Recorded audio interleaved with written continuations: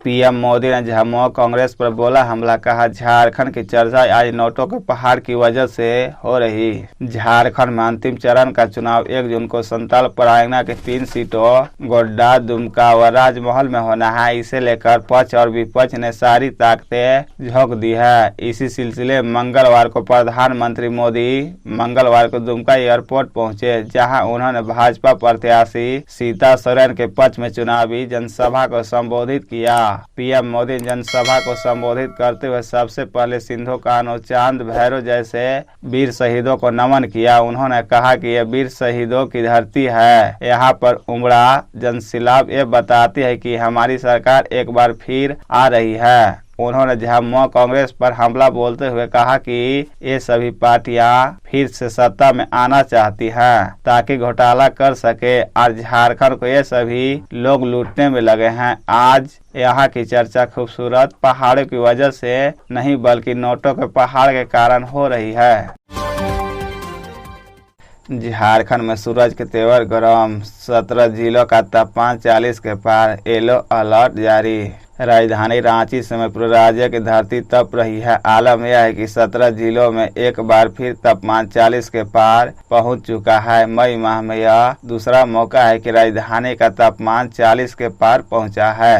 राज्य में सर्वाधिक 47.5 डिग्री सेल्सियस डाल्टनगंज का रिकॉर्ड किया गया है, जो कि 6 मई 1978 के 47.8 डिग्री सेल्सियस से 3 डिग्री ही कम है। हालांकि मंगलवार को डाल्टनगंज का रिकॉर्ड किया गया तापमान अब तक का दूसरा सबसे गर्म रहा। तपती गर्मी को लेकर मौसम विज्ञान केंद्र रांची ने येलो अलर्ट भी जारी किया है। बता दें कि बंगाल खाड़ी में उठे चक्रवाती तूफान का असर बंगाल के साथ साथ झारखंड में भी पड़ने की संभावना थी, लेकिन तूफान का रूट बदलकर असम की ओर हो गया। दरअसल राजधानी समेत पूरे राज्य में प्रदूषण की समस्या गंभीर होती जा रही है और घर से लेकर बाहर तक लोग त्राही त्राही कर रहे हैं। यह स्थिति अगले 3 दिनों तक बनी रहेगी। 29 मई को राजधानी व आसपास के जिलों में आसमान मुख्यतः साफ रहेगा और मौसम शुष्क बना रहेगा। रांची के बार फायरिंग से पहले हुई मारपीट, बाउंसर ने अभिषेक को पीटा, वो राइफल लेकर आया और गोली मार दी।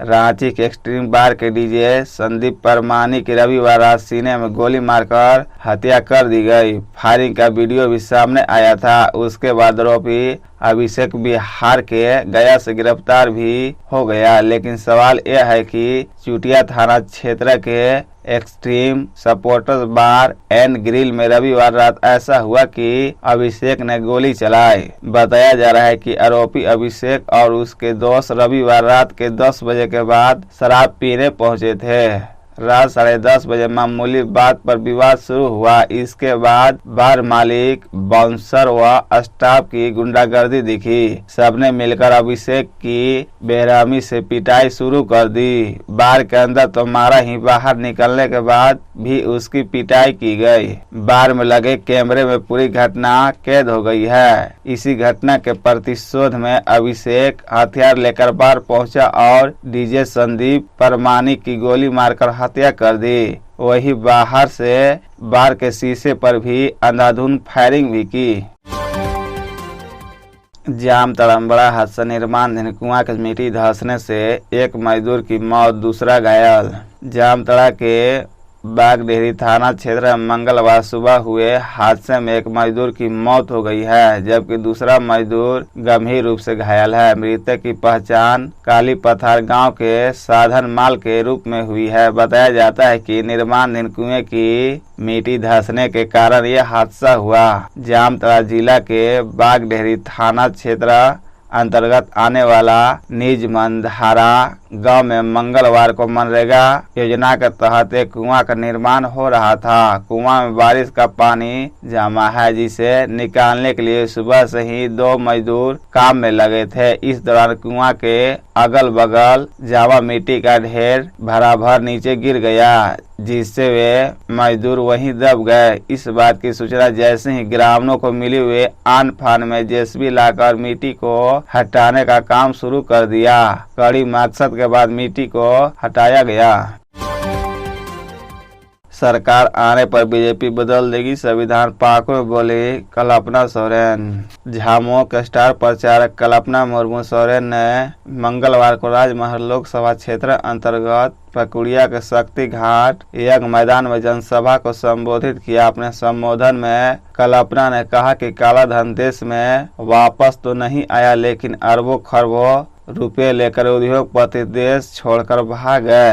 प्रधानमंत्री से पूछिए कि 10 वर्षों में आपने जो भी वादे किए उसमें एक भी वादा पूरा हुआ क्या? फिर नए वादे करके हमें क्यों गुमराह कर रहे हैं? उन्होंने लोगों से अपील करते हुए कहा कि इस बार बहकावे में नहीं आइए तथा इंडिया गठबंधन के प्रत्याशी को वोट देकर भारी मतों से विजयी बनाकर संसद में भेजे। कल्पना ने कहा कि अगर इस बार भाजपा सत्ता में आई तो संविधान को बदल देगी, गरीब पिछड़े दलित समुदाय के मिले आरक्षण को समाप्त कर देगी। इस बार लोकसभा चुनाव भाजपा बनाम आम जनता के बीच लड़ा जा रहा है। उन्होंने कहा कि जो भी भाजपा सरकार का विरोध करता है उसे ईडी एवं सीबीआई के माध्यम से जेल भेजा जा रहा है।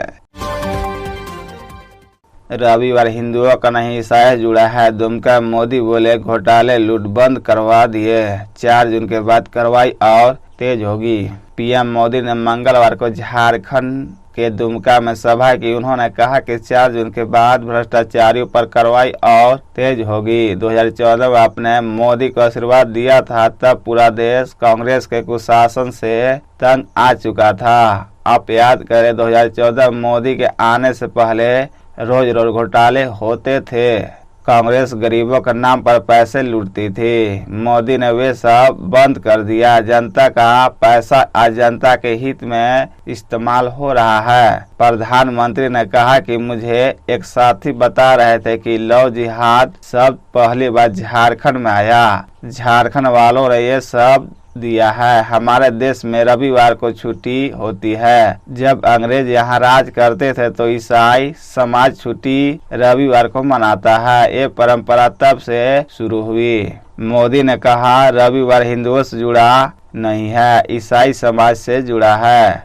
200 से 300 साल से यह चल रहा है। अब इन्होंने एक जिले में रविवार की छुट्टी पर ताल लगा दिए। बोले शुक्रवार की छुट्टी होगी। अब ईसाइयों से भी झगड़ा, ये क्या चल रहा है?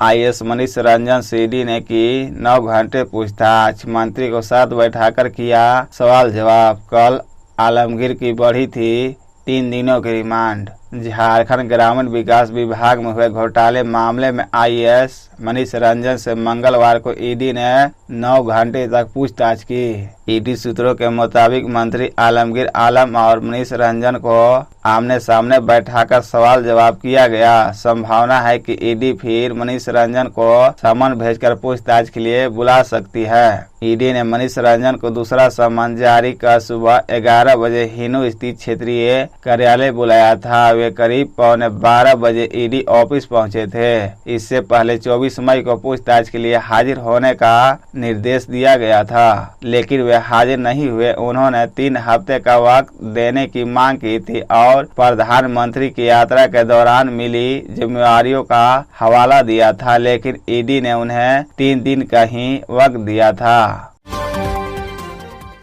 ससुराल में छिपा नक्सली समृद्ध गाजू के हथियार के साथ गिरफ्तार। झारखंड की रामगढ़ पुलिस ने ऐसा दबोचा।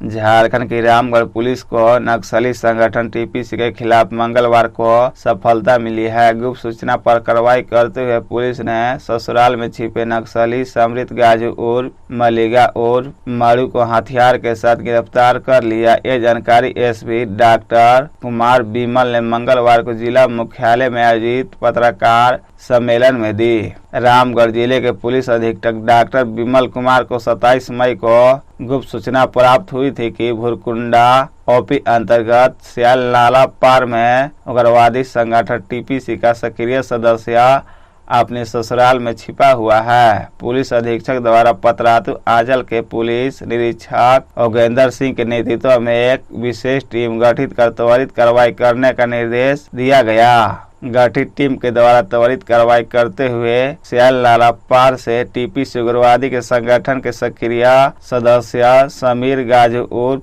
मलिगा उर्फ मड़ू पिता रथवा गाजू ग्राम कोयलंग थाना बड़का गांव जिला हजारीबाग को 2 लोडेड कट्टा के साथ पकड़ा गया।